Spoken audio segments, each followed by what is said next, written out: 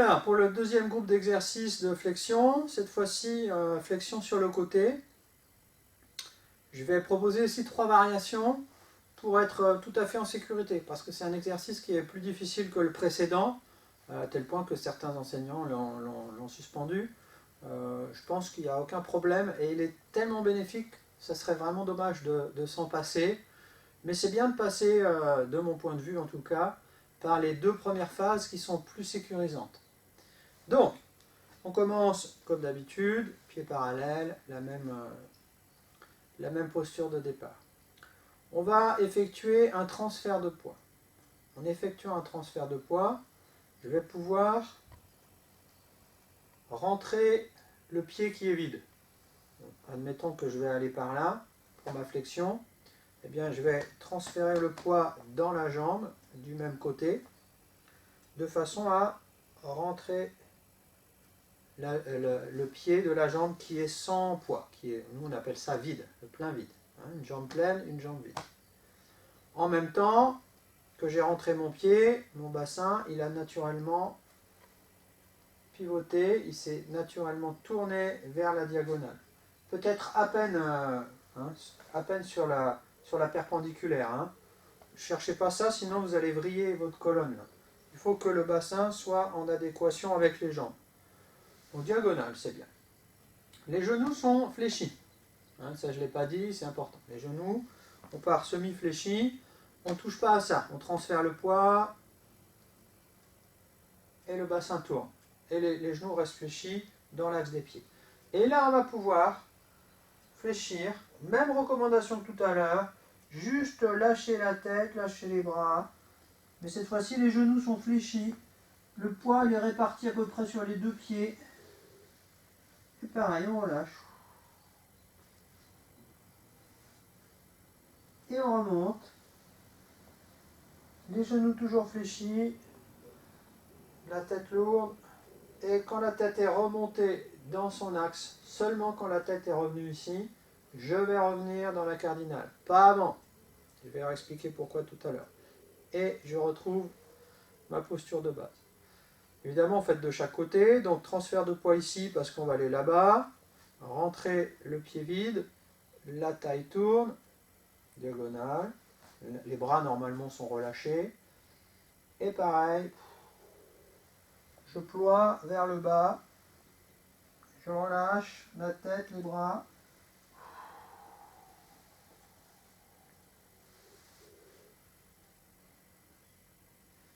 Je remonte, inspire. Mais bon, la respiration au début, c'est pas facile, donc je vous conseille au début d'avoir une respiration libre.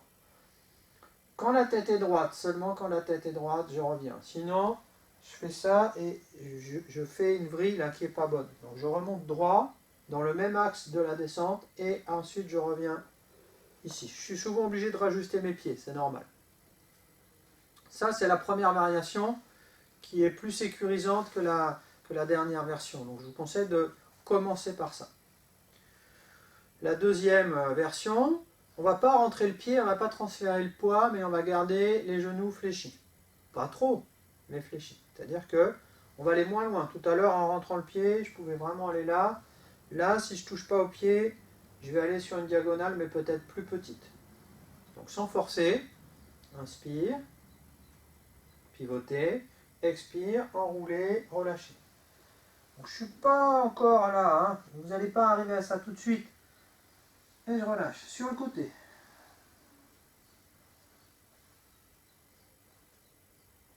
On monte.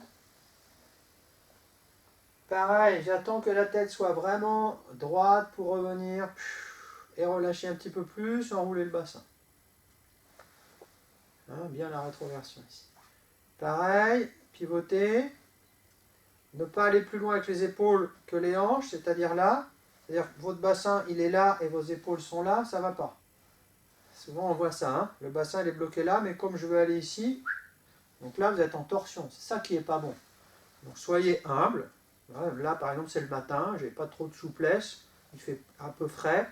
Bon, je vais peut-être aller moins loin que d'habitude, qu'importe. Hop, mon bassin, il s'arrête là, mes épaules, elles s'arrêtent là. Je ne triche pas avec ça. Si mon bassin allait plus loin, mes épaules iraient plus loin. Tout simplement. Oh, je suis sur une diagonale. Ok, c'est bon. Ça marche. Je suis quand même sur un côté. Répartissez le poids pour être en sécurité.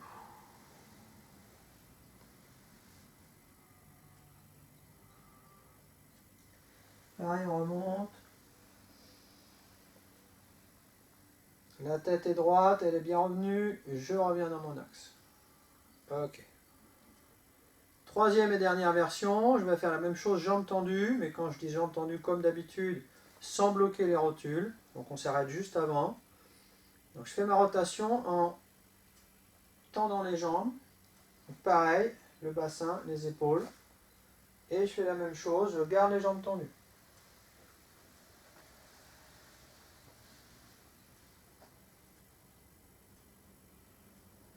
Je remonte les jambes tendues. J'attends que ma tête soit droite, je reviens dans l'axe. Et la petite flexion pour retrouver la posture d'origine. Tends les jambes, commence la rotation. Toujours le même, jambes tendues. Relâchement, étirement, étirement dans le relâchement.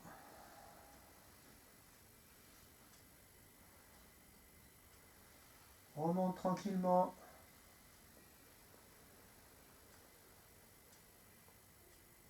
Décroche le genou éventuellement ici pour revenir dans l'axe.